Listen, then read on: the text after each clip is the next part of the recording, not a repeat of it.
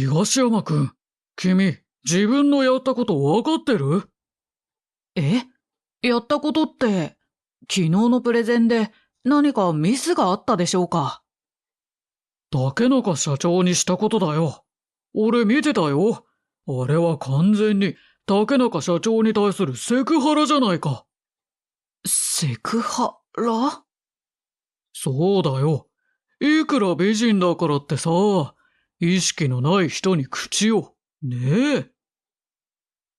社員たちも眉を潜め、汚いものを見るかのような目で俺を見る。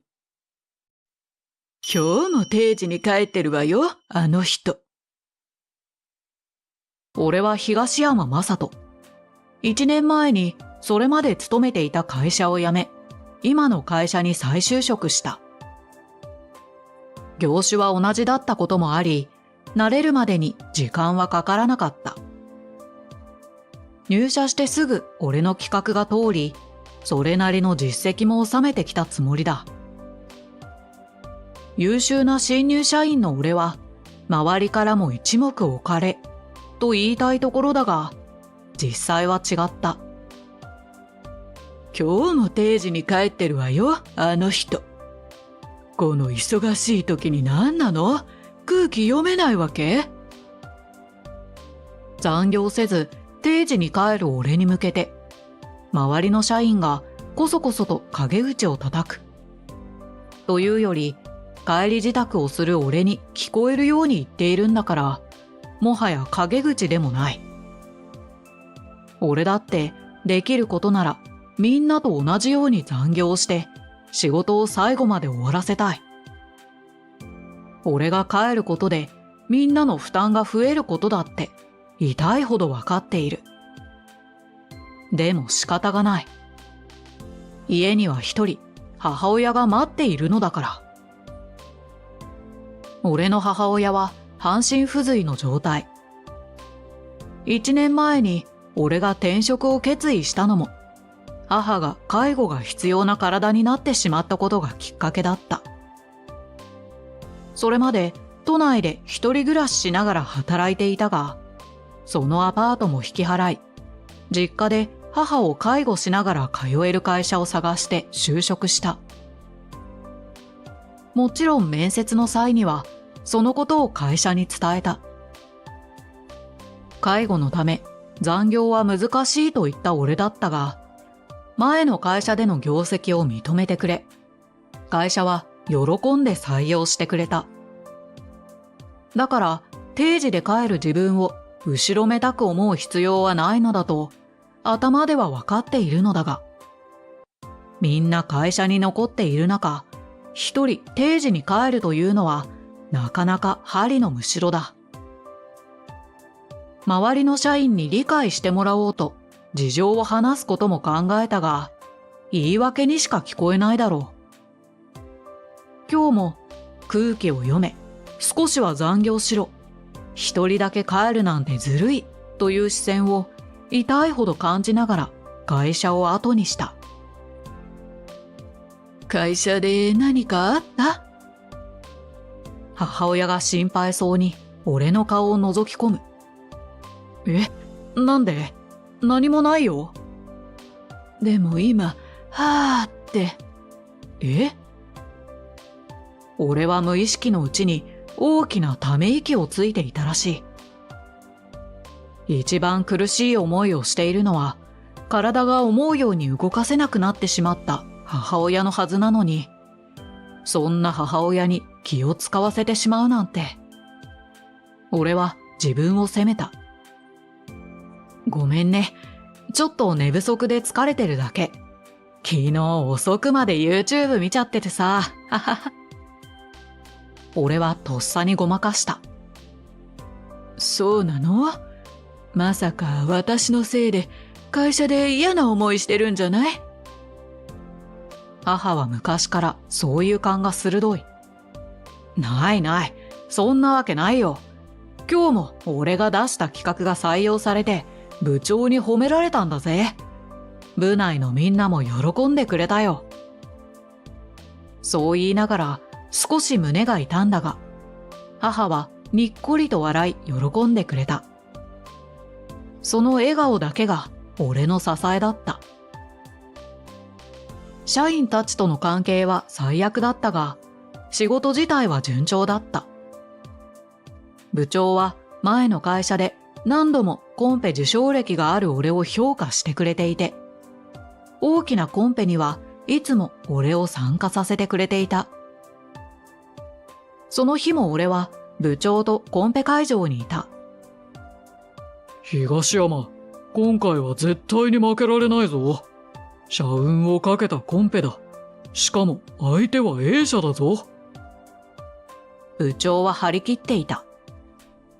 A 社は大きな会社ではないが、徹底的にこだわった品質と斬新なアイデアで、ここのところ急激に成長している。実は前回も前々回もその前も、俺は A 社との対決に負けているのだ。今回こそは、と俺も頑張ってきたし、部長も期待してくれていた。A 社の急激な成長は、最近交代したという社長の手腕によるところが大きい。新しい社長はまだ31歳と若いにもかかわらず、社員たちをまとめ上げ、大きなコンペをものにしている。ほら、来たぜ、若社長。部長が俺の脇腹をつつく。コンペ会場に入ってきたのは、高いヒールを履き、長い髪をなびかせた、とても綺麗な女性。彼女が入ってくると同時に、ふんわりといい香りが広い会議室に漂った。この女性こそが A 社の社長、竹中ゆりさんだ。今回もお手柔らかにお願いしますね。竹中社長は部長の隣に座り、にっこりと微笑みかけた。いや、そんな、こちらこそ。さっきまで絶対負けないと息巻いていた部長だったが、竹中社長の美貌に見とれたのか、顔を赤くし、しどろもどろになっている。まったく美人に弱いな、部長。俺は冷めた目で部長を見つめた。彼女が社長になってからことごとく負けているコンペ。社長自ら行うプレゼンは説得力があり、俺は到底及ばなかった。でも、このまま負け続けるわけにはいかない。コンペにも勝てず、残業もせず、さっさと帰る俺への風当たりが強くなるのも仕方がないと、諦めるわけにはいかないのだ。俺は強い決意でプレゼンに臨んだ。しかし、やはり相手は強敵だった。竹中社長の提案は素晴らしいもので、その目新しさからみんなあんぐりと口を開けるほどだった。でも、俺も全力で仕上げた自信あるプレゼンだ。客観的に見れば、我が社と A 社の競合になると思われていただろう。しかし、俺自身はすっかり自信をなくしていた。互角ってとこかな。部長もなんだか自信がないようだった。よし、今日はとりあえず終わりだ。結果はどうなるかわからないが、俺は最後の悪あがきしてくるわ。お前はもう直帰でいいぞ。お疲れさん。部長はそう言って、コンペ主催者のもとに走っていった。ニコニコと愛想笑いをしながら頭を下げている。きっとこの後、接待に行くのだろう。本来なら、俺も同席したいところだが、俺は肩を落とし、駅へと向かった。また負けるのかな。また周りの社員たちに嫌味を言われる自分を思い浮かべ、情けなくなった。とぼとぼとうつむきながら歩いていたのだが、細い路地を曲がったところで、俺はハッとした。目の前に人がぱったりと倒れているのだ。うつ伏せのその女性はピクリとも動かない。ちょっと、大丈夫ですか？俺は慌ててその女性のもとに駆け寄り、肩を叩いた。大丈夫ですか？聞こえますか？かすかに聞こえた呼吸音に安堵したその瞬間、ふっとラベンダーの香りが鼻についた。あ、この香り、もしかして、竹中社長？よく見ると、その女性はさっきまで一緒に会議室にいた竹中社長だった。俺は慌てた。狭く細い路地には俺以外誰もいなかった。すみません、誰か。大声で呼んでも大通りにいる人たちの耳には届かない。そうしている間にさっきまであった呼吸音も聞こえなくなっていた。どうしよう。俺は焦ってスマホを落としそうになりながらも無我夢中で119を押した。呼吸音確認、脈を確認。救命救急講習を受けたことがある俺は頭の中で繰り返した。脈もない、呼吸もないとなればしなければならないことは一つ。外傷がないことを確認し、俺は慎重にでも素早く社長を仰向けにし、心臓マッサージを開始した。スマホのスピーカーからは消防署員のどうしましたかという声が響く。俺は状況を説明しながら必死で習った蘇生法を繰り返す。電話の向こうからも指示が飛ぶ。AED もないし人もいない。社長の命を救うのは俺しかいない。頼む、動け、心臓。俺は汗だくになりながら心臓マッサージを続けた。そして人工呼吸。女性だから、社長だからなんて言ってはいられない。脳に酸素がいかないということがどんなことを引き起こすか知っていた俺は、一刻も早く酸素を送り込まなきゃと焦っていた。気道を確保し、自分の口を社長の口に重ねたちょうどその時。何してるんだ。大きな声に思わず振り返ると、部長が目を丸くし突っ立っていた。その女性、竹中社長だよな。お前、社長になんてことを。何って。そう言いかけた時、けたたましくサイレンを鳴らしながら路地に救急車が入ってきた。救急隊員に状況を説明。バタバタと慌ただしく竹中社長は救急車の中に運び込まれた。そして救急隊員に促されるまま、俺も救急車に乗り込み病院へと向かうことに。救急車の中から怪訝な顔をした部長が見えた。また明日説明すればいい。そう思っていたのだが。竹中社長は懸命な治療のおかげで息を吹き返し、もう命に別状はないということだったので、安心した俺は病院を後にした。ちょうどいつもの帰宅時間に帰れたこともあり、母親を待たせずに済んだことは幸いだった。いつも通り母親と食事をとり、入浴を終えた俺はベッドに倒れ込み、泥のように眠った。肉体的にも精神的にもヘトヘトな一日だった。翌日、俺はいつも通り出社した。そしてすぐ周りの視線がいつにも増して厳しいことに気がついた。コンペの結果、もう出たのかな。やっぱり A 社の勝ちってことか。そう思って肩を落としたとき、部長が駆け寄ってきてこう言った。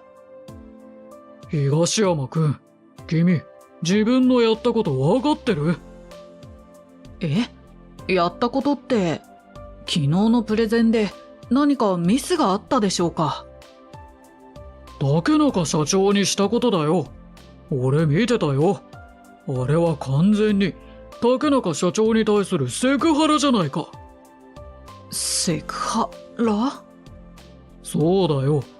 いくら美人だからってさ、意識のない人に口を。ねえ。社員たちも眉を潜め、汚いものを見るかのような目で俺を見る。何言ってるんですか？セクハラなんて。部長、見てたならわかりますよね。呼吸も意識もない状態で倒れてたんですよ。いや、心臓マッサージはわかるけどさ、口と口でする人工呼吸なんて意味あるの？救急車だってすぐ来るでしょ。正直に言いなよ。キスしたかったんでしょ？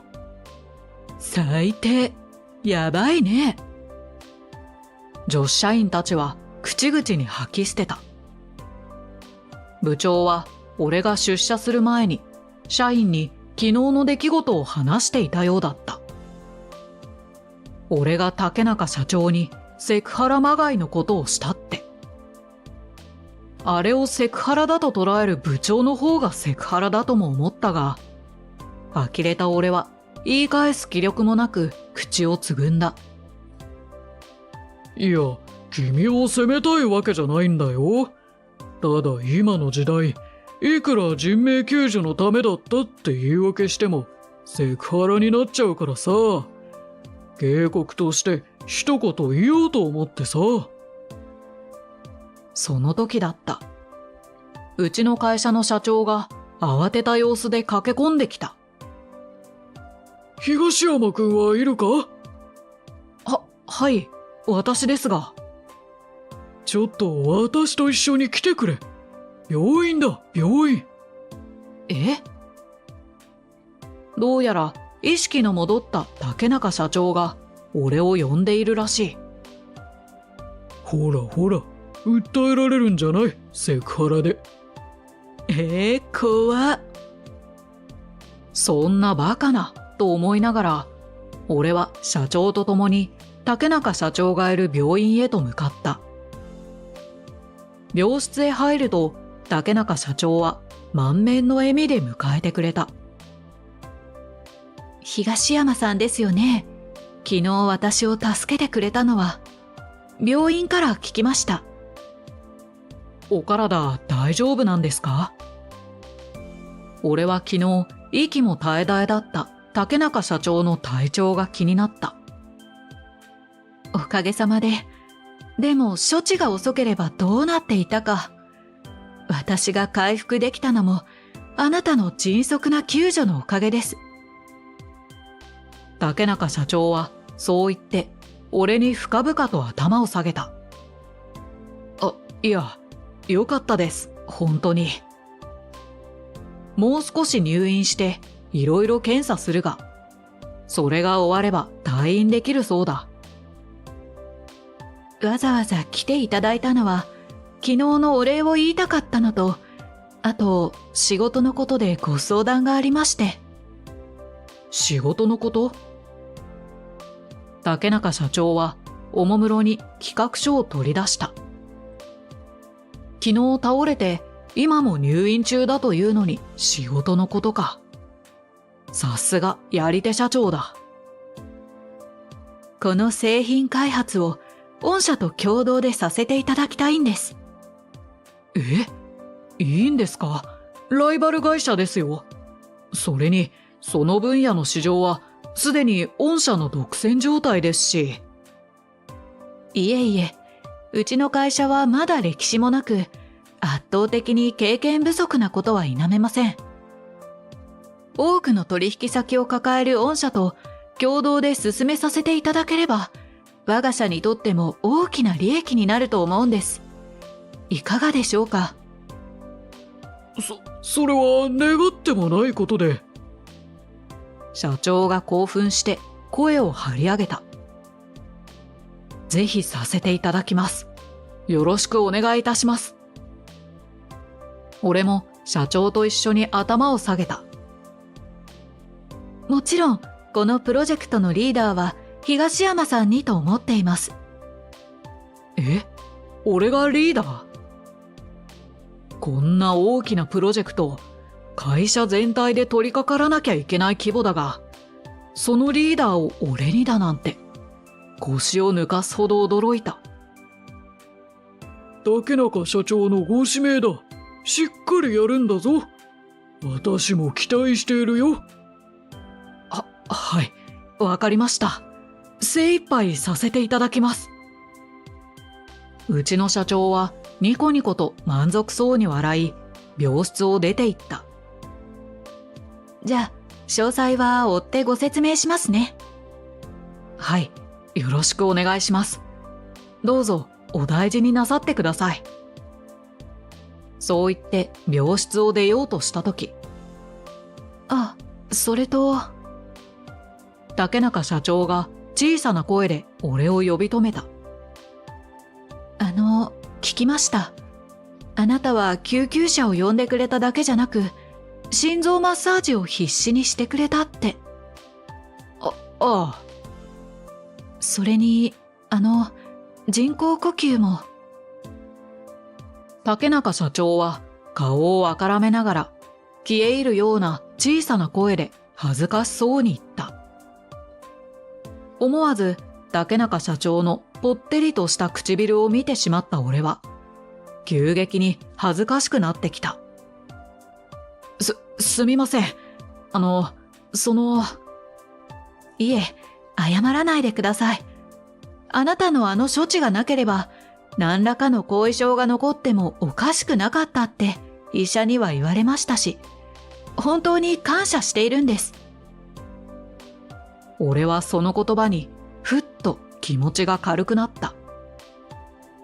セクハラだと責められ、白い目で見られ、今だってもしかしたら訴えられるんじゃないかってビクビクしていたのだから。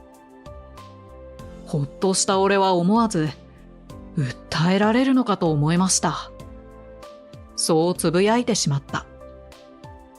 訴えるだなんて、なぜそう思ったんですか？何か言われたんですか？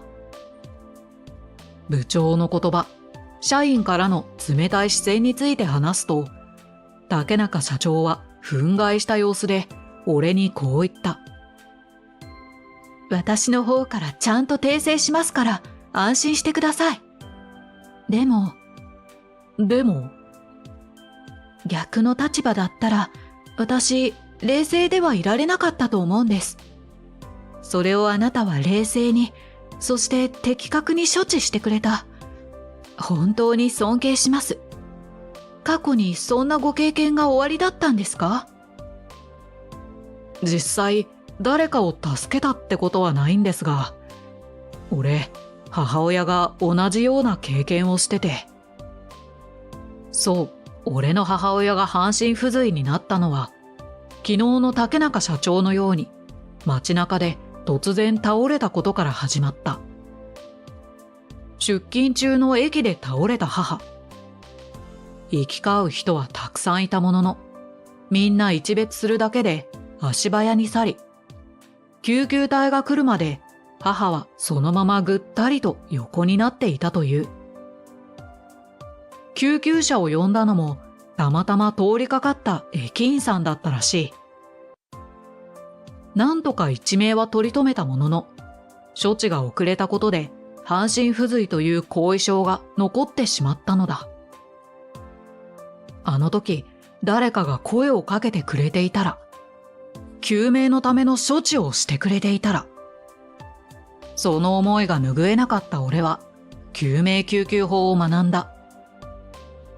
もし目の前で誰か倒れている人がいたら助けられる人間でありたい。そう強く思ったのだ。気がつけば俺は介護が必要になった母のため前の会社を辞めたこと、今の会社では母のために定時で帰らなきゃいけないこと、そしてそれが原因で社員たちに白い目で見られていることなど、すべて竹中社長に話してしまっていた。そうだったんですね。あ、すみません。ペラペラと個人的なことを。ふと顔を上げると、竹中社長の目には涙が浮かんでいた。竹中社長。改めて感謝します。ありがとうございました。東山さんのお母様にもよろしくお伝えください。竹中社長はこぼれ落ちる涙を拭いながらそう言ってくれた。それからしばらくし、竹中社長は無事退院。例の合同プロジェクトは順調に進み、竹中社長のおかげで社内の雰囲気も良くなった。俺のセクハラ疑惑も竹中社長が部長をはじめ社員たちに丁寧に説明してくれたことですっかり晴れた。俺を性犯罪者扱いしていた女子社員たちは誤解を認め謝ってくれた。そして竹中社長は俺がいつも定時で帰らなきゃいけない理由もそれとなくみんなに伝えてくれていた。介護なさっていたんですね。知りませんでした。うちも実は最近親が倒れちゃって。お互い様ですものね。うちもいつそうなるか。そう言ってみんな理解してくれるようになった。竹中社長のおかげで俺はすごく働きやすくなった。以前はストレスで胃の調子も良くなかったが、それもすっかり治った。竹中社長、なんかいろいろと本当にありがとうございます。仕事も順調、そして冷たかったみんなが理解してくれるようになったことが本当に嬉しかった俺は、改めて竹中社長にお礼を言った。お礼を言うのは私の方です。あなたは命を助けてくれたんですよ。こんなことじゃそのご恩は返しきれません。いえ、今はもう俺の方が逆に感謝してますよ。そうですか？もし本当に感謝してくれてるなら、今度美味しいお酒でもおごってくださいね。竹中社長がいたずらっぽく笑う。もちろん、いいですね。じゃあみんなも誘って。いや、ぜひ二人っきりで。この先、竹中社長と俺は一体どうなるんだろう。俺はドキドキしていた。最後までご視聴ありがとうございます。もしよろしければ、チャンネル登録よろしくお願いいたします。では、次の動画でお会いしましょう。